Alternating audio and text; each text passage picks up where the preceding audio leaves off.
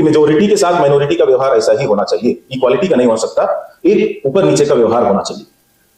इनको लगता है कि सरकार गलत कर रहा है और सरकार जो भी कर रहे है उस देश के हित में नहीं है, फिर भी अपना फायदा के लिए चुप रहते हैं ना, वो देशद्रोही है। लोग, मेरे देश के लोग को रैंडमली पकड़ के अंदर डालने का पावर क्यों मेरे पास होना चाहिए? पहली बात तो समझना जरूरी है कि हमारी जनता है। आप सरकार से सवाल पूछे ना पूछे, सहमत हो ना सहमत हो, जनता हमारी है, इस देश की है। आईएएस एक नौकरी है, कर रहे थे, पर इसमें रहते हुए बोलना मुश्किल है क्योंकि बहुत सारे कंडक्ट रूल्स है। तो ये इसको छोड़ देते हैं, इस्तीफा करते देते हैं और उसके बाद अपनी बात है कि 6 साल हो गए, मेरी इस्तीफा अभी तक मंजूरी नहीं, वो वैसे के वैसे रखा हुआ है। क्या है मुझे नहीं पता। अभी जो है स्टेट पावरफुल रहेगा, तुम चुप रहोगे और सवाल पूछोगे तो अंदर डाला जाएगा।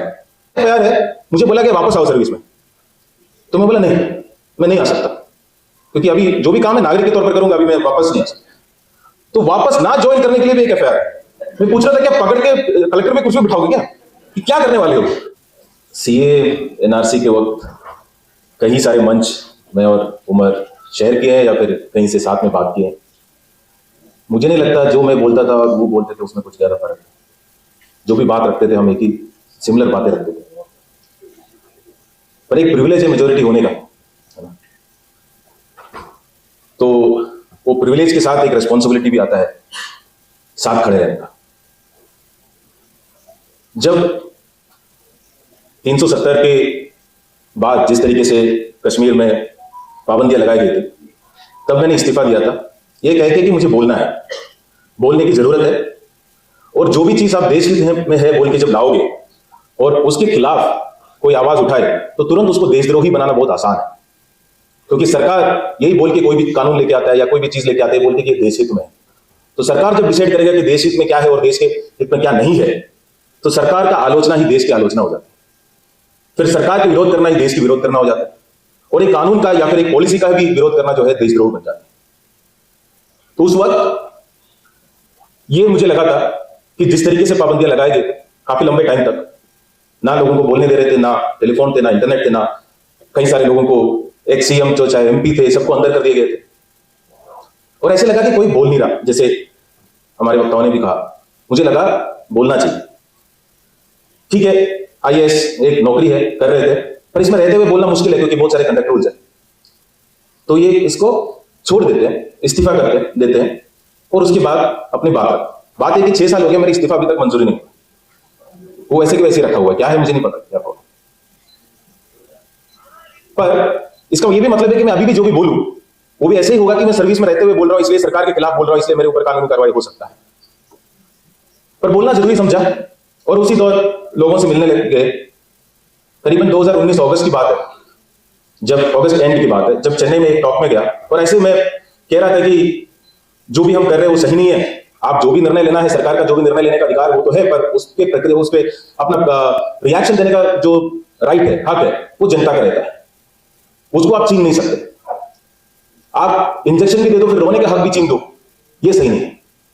तो ये मैं बोल रहा था, तो एक लड़की थी चेन्नई में स्पीच में, तो उसने ऐसे उठ के बहुत इमोशनली बोला कि ये सब फालतू की फ्रीडम ऑफ राइट, ये सब जो आप कह रहे हो थियोरेटिकली बहुत अच्छा लगता है सुनने में, पर अगर मैं नागरिक ही नहीं रहूंगी तो ये कौन सी राइट की बात कर रहे हैं आप? तभी मेरा जो एक्सपोजर था सीए एनआरसी को लेकर वो हुआ। शी वाज फ्रॉम बंगाल, तो तभी मैं महाराष्ट्र आया वापस, and she was Hindu, she is Hindu. So Maharashtra आया और कहीं किसी से बात करने लग गया, तो 2 मुस्लिम फ्रेंड्स थे, उनसे बात किया और उनसे यही मैंने बोला कि ऐसे ऐसे बात हो रहा है उधर और शी इज वेरी स्केयर्ड, उसको डर लग रहा है बहुत।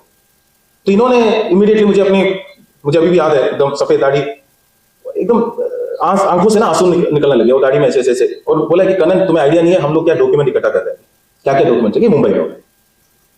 तब मुझे लगा इसके खिलाफ तो कुछ करना पड़ेगा, मुझे कुछ तो ट्रैवल करना पड़ेगा, जाना पड़ेगा, लोगों से बात करना पड़ेगा। तो उसने एक बात कही मुझे कि मेरा जो दादा है वो शायद सुभाष चंद्र बोस के साथ आईएनए में लड़ाई किए थे, तो उनका कुछ सर्टिफिकेट होगा, वो अगर मिल जाए तो हम सेफ है, कोई प्रॉब्लम नहीं होगा। तो मैं भी बिल्कुल जोश में उसको कहा कि अगर वो मिल भी जाने तो तुम जला देना उसको, क्योंकि तुम्हारे पास तो है, बाकी लोगों के पास ऐसे सर्टिफिकेट तो होगा नहीं, तो वो क्या करेंगे अपनी नागरिकता प्रूव करने से। तो उसने मुझे बहुत अच्छा जवाब दिया, तो बोला कि कन्नन तुम सारे कागज जला सकते हो फिर भी तेरे ऊपर कुछ नहीं आया, मैं सारे कागज इकट्ठा करूं तो भी मेरे ऊपर आ सकता है, तो तुम मुझे लेक्चर मत दो, ये फालतू की लेक्चर मुझे मत दो, तब मुझे रियलाइजेशन हुआ मेरे पास भी नहीं है, पर मुझे वो डर ही नहीं है। मेरा कोई व्हाट्सएप ग्रुप में चल रहा है कि ये डॉक्यूमेंट होना चाहिए, नहीं होना चाहिए, मुझे वो डर है ही नहीं अंदर, क्योंकि प्रिविलेज है।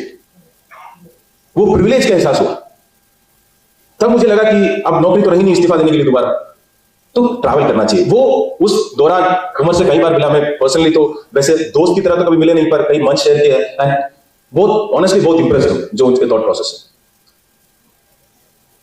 तो सबसे देखा जाए क्यों ये केस ऐसा है और नाम ऐसे क्यों है, देश में दो तरीके का, मेरा अंडरस्टैंडिंग से दो तरीके का नेगोशिएशन चल रहा है।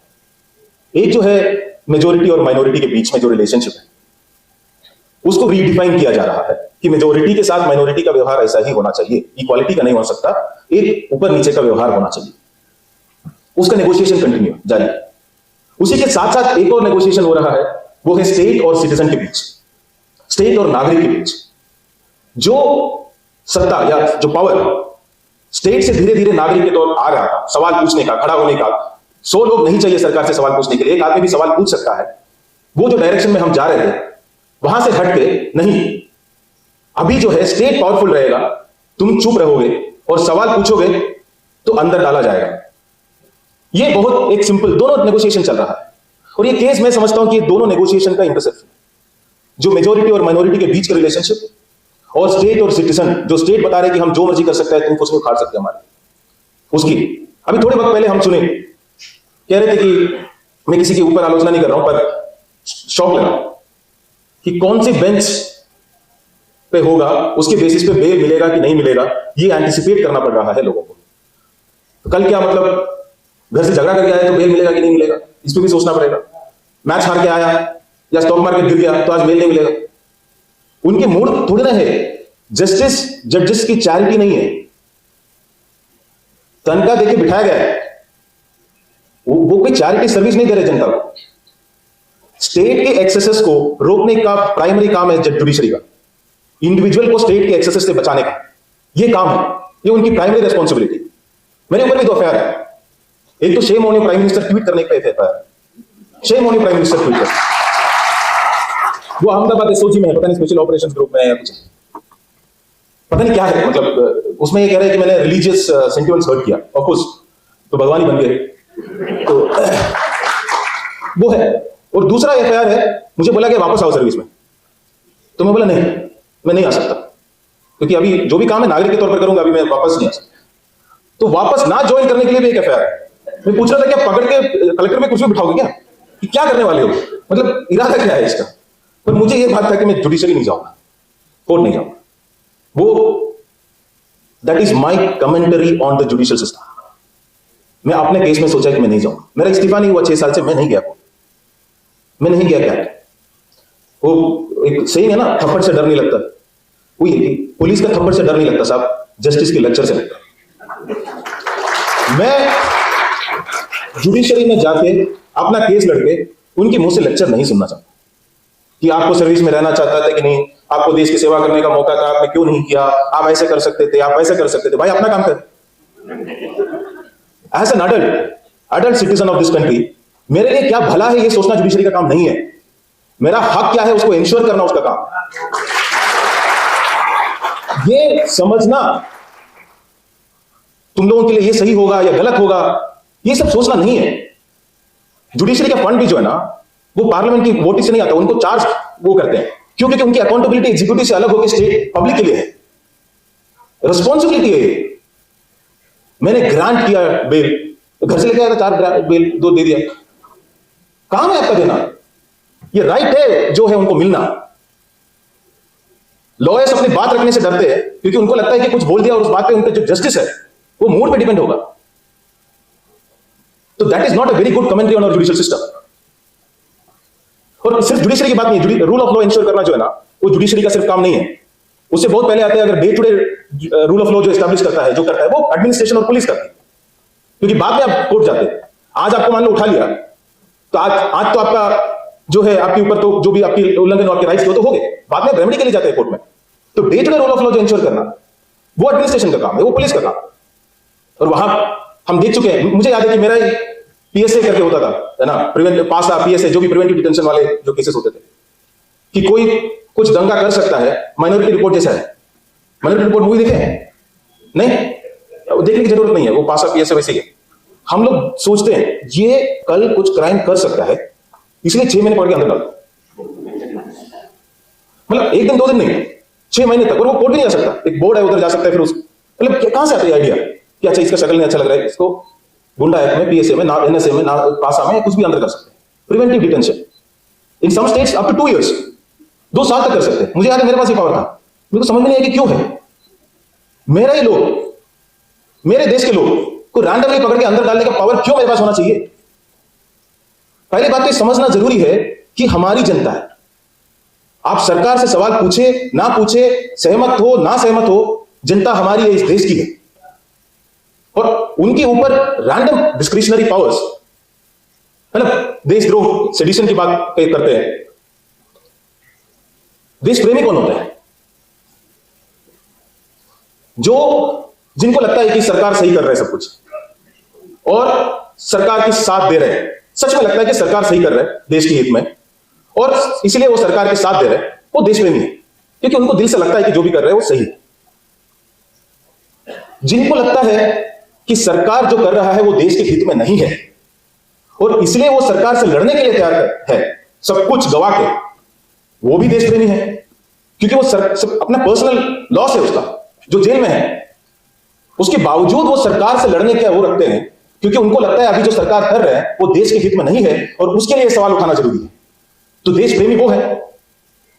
जिनको लगता है कि सरकार गलत कर रहा है और सरकार जो भी कर रहे है उस देश के हित में नहीं है, फिर भी अपना फायदा के लिए चुप रहते हैं ना, वो देशद्रोही है। जिनको वो पता है ये गलत है, ये गाड़ी खाई में गिरने वाला है, पर जाने दो, चुप रहना हमारे लिए बेटर है। चाहे वो ग्रीड से हो, चाहे फियर हो, चाहे कुछ भी हो, उसके कारण जो चुप है ना, मैं उनको कई बार देशद्रोही मानता हूं। सेडिशन सब पे लगना चाहिए जो साइलेंट,